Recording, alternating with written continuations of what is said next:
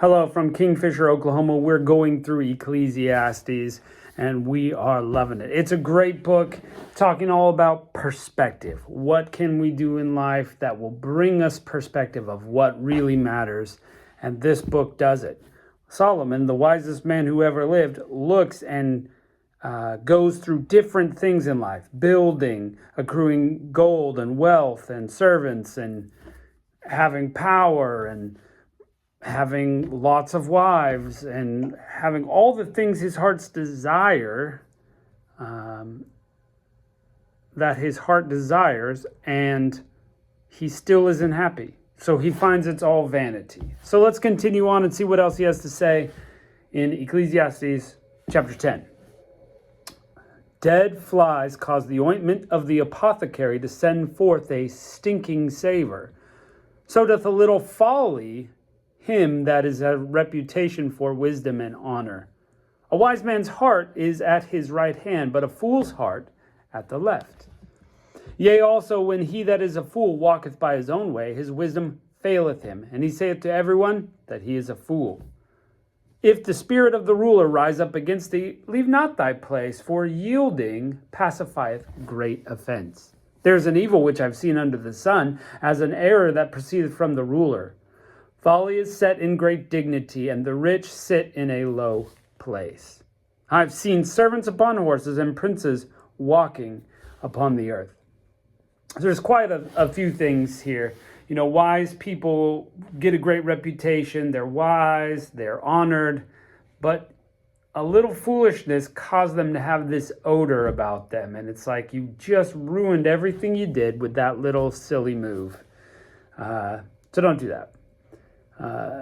The fool walks in his own ways, not God's. We've been talking about that a lot between Proverbs and Ecclesiastes here. And hey, if you yield at the right time, you can kind of pacify anger and help bring peace to the situation. So that's what it's saying. And he's seen folly in a big... he's seen folly in a place of dignity, and the rich dishonored. So sometimes things don't make sense in life. Let's keep going. Verse 8, he that diggeth a pit will fall into it, and whoso breaketh an hedge, a serpent will bite him. Whoso removeth stones will be hurt wherewith, and he that cleaveth wood shall be endangered by them. If the iron be blunt, and he do not whet the edge, then he must put more strength. But wisdom is profitable to direct. So you can get hurt doing all sorts of things. You know, you're going to dig a pit for whatever reason, but you could fall into it. There's peril in life. And of course, things work better. If you sharpen the edge of an axe, it's going to work better. So, you know, work harder, not smarter is a saying that's similar, but it's like, you know, take the time with wisdom to sharpen your life. Verse 11, surely the serpent will bite without enchantment, and a babbler is no better. The words of a wise man's mouth are gracious, but the lips of the fool will swallow up himself. The beginning of the words of his mouth, foolishness, and the end of his talk is mischievous, madness.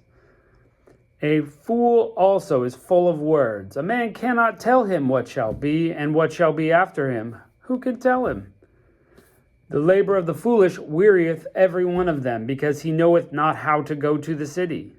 Woe to thee, O land, when thy king is a child, and thy princes eat in the morning.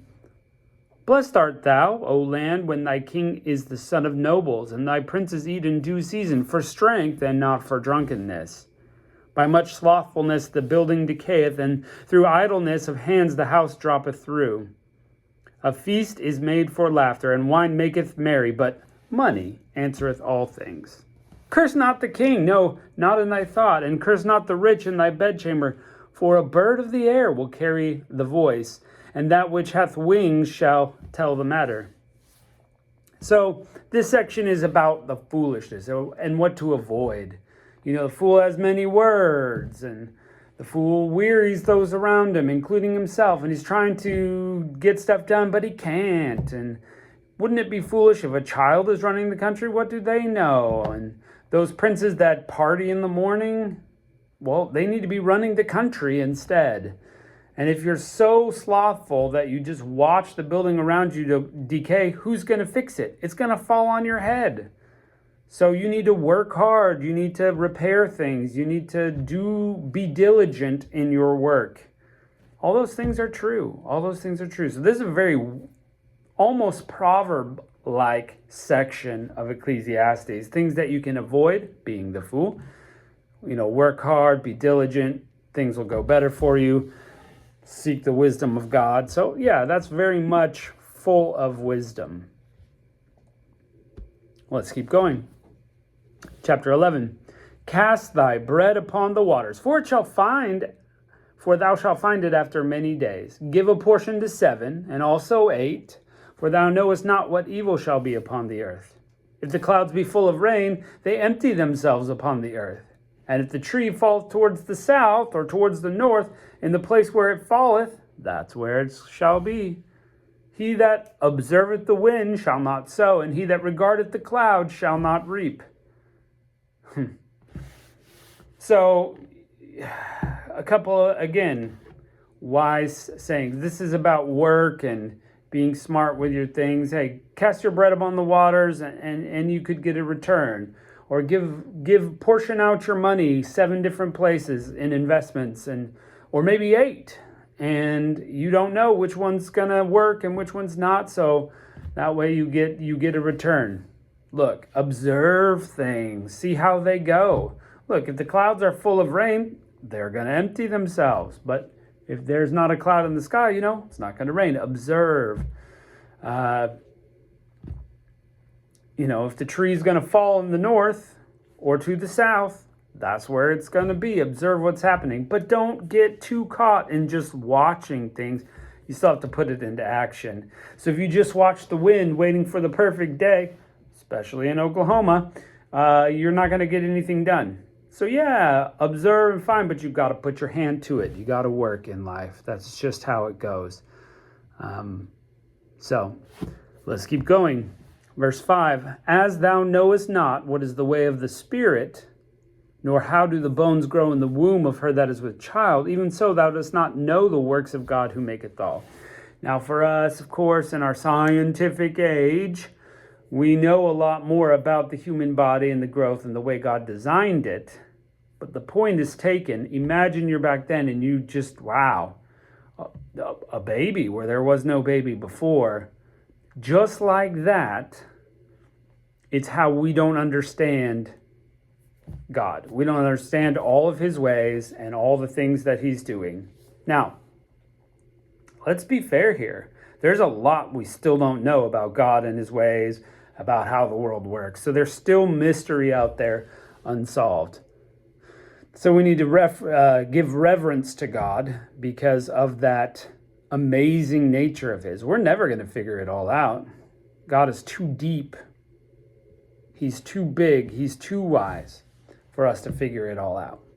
Verse 6, in the morning sow thy seed, and in the evening withhold not thy hand, for thou knowest not whither shall prosper, either this or that, or whether they'll both be good alike. Again, you don't need to do all one thing. You can do a couple of things and see which one works the best for you. Verse 7, truly the light is sweet, and a pleasant thing for the eyes is to behold the sun. What a great creation. Verse 8, but if a man lives many years and rejoice in them all, yet let him remember the days of darkness, for they shall be many. All that cometh is vanity. Rejoice, O young man, in thy youth. Let thy heart cheer thee in the days of thy youth, and walk in the ways of thine heart, and in the sight of thine eyes. But know thou that for all these things God will bring thee into judgment. So enjoy your youth, enjoy what you're doing while you have time, but eventually you will stand before God. Don't get too crazy in your youth and do all these things you shouldn't be doing. You will come to judgment for him, but that doesn't mean you can't enjoy the energy while you have it. Verse 10, therefore remove thy sorrow from thy heart, put away evil from thy flesh, for childhood and youth are vanity. It's going to go. You're not going to have it forever. Enjoy it, put your sorrow away, put evil away also. So in your youthful vigor, use it for God. Don't just waste it on being young. Let's look at chapter 12. What a great book. Lots of wisdom to soak up here. Chapter 12. Remember now thy Creator in the days of thy youth, while the evil days come not, nor the years draw nigh, when thou shalt say, I will have no pleasure in them. Okay, this is connected to the last one. So this is a great segue. We're just talking about enjoying youth and enjoying young. But now we're going to start to hear what is going to happen as we get older. And here's some wisdom. Things are not going to function as they always do. You're not going to be young forever. You're not going to always have energy. Your body's not always going to work the way it's supposed to. Here it goes. This is very poetic, by the way. But you'll see that it pertains to older days. Remember now thy Creator in the days of thy youth, while the evil days come not, nor the years draw nigh, when thou shalt say, I have no pleasure in them. Some days are just not pleasurable. There's too much happening, too much stress. Well, kids just enjoy every day. Adults, we cannot. While the sun or the light or the moon or the stars be not darkened, nor the clouds return after the rain. In the day when the keepers of the house shall tremble, the strong men will bow themselves, and the grinders cease, because they are few, and those that look out of windows be darkened. Okay, look, our body's going to break down. Your hands could tremble. You were strong, but now you're weak. All those kind of things are going to happen to you. Look, you may not even be able to see well at the end of your life. These are the kind of things that we're looking at. Verse 4, and the door shall be shut in the streets, and the sound of the grinding is low. And he will rise up at the voice of the bird, but all the daughters of music shall be brought low. Can't hear as well, can we? But we're up early in the morning. Also, when they shall be afraid of what is high, and fears shall be in the way, the almond tree will flourish, and the grasshopper will be a burden, and desire shall fail. But man goeth to his long home, and the mourners go about in the streets. So, there's maybe some allegory here, some metaphors, maybe. I don't understand all of them, but things don't work all the same way, and eventually you're going to die. Verse 6, or ever the silver cord be loosed, or the golden bowl be broken, or the pitcher be broken at the fountain, the wheel be broken at the cistern. Look, things are just going to break. All your stuff is going to break. What then? Then dust shall return to the earth as it was, and the spirit shall return unto the God who gave it.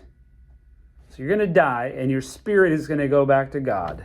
Okay, that's how life ends. It does it for everybody. Several times through Ecclesiastes, we've seen that. He's just said, it's all going to end. Conclusion? Vanity of vanity, says the preacher. All is vanity. All you're seeking is vain if it's not seeking God, who you're going back to. Verse 9, and moreover, because the preacher was wise, still he taught the people knowledge, yea, he gave good heed, and sought out and set in order many proverbs, which we had some here. We had Proverbs, the book for sure. The preacher sought out to find acceptable words, and that which was written was upright, even words of truth. The words of the wise are as goads, and as nails fastened to the master of assemblies, which are given from one shepherd. So wisdom comes from the one shepherd, God, and they are goads. That means they push us into life to do things the right way. Verse 12, and further, by these, my son, be admonished, of making many books there is no end, and much study is weariness in the flesh. And isn't that true? I just can't imagine how few books were published, in the early years, or scrolls or whatever, and how that wasn't a big thing. But think about it now. All the knowledge on the internet, all these things just keep coming, and more books and more knowledge comes out. And trying to keep up with it all can be wearying. So, verse 13, let us hear the conclusion of the whole matter. What's the whole point of the book, according to Solomon? Fear God and keep his commandments, for this is the whole duty of man. So if you only do one thing, do this. Fear God, reverence him, and keep his commandments. That's it. That's all you need to do. One thing. Fear God, I guess that's kind of two things. That's the conclusion. One conclusion is Fear God, keep his commandments. 14, for God will bring every work into judgment with every secret thing, whether it be good or whether it be evil. God knows it all. He's going to do it. He's going to judge it. That's how it's going to be. So my friends, if you're going to judgment, are you ready? Are you ready to face this God whom you're supposed to fear and obey? Are you ready? Well, Jesus Christ wants to make you ready, my friend. So if you don't know him, if you don't follow him, start now. You're reading through the Bible, that's great. Give your life to him. Tell him that you're going to live just like he tells you in his book. We have the guide to life, the key to wisdom right here in front of us in the Bible. And if you give your life to Jesus Christ, my friends, it will make your life so much better. How many times in Proverbs and Ecclesiastes did it say that? Fear God, keep his commandments. Thanks for joining us, my friends, and we'll catch you next time.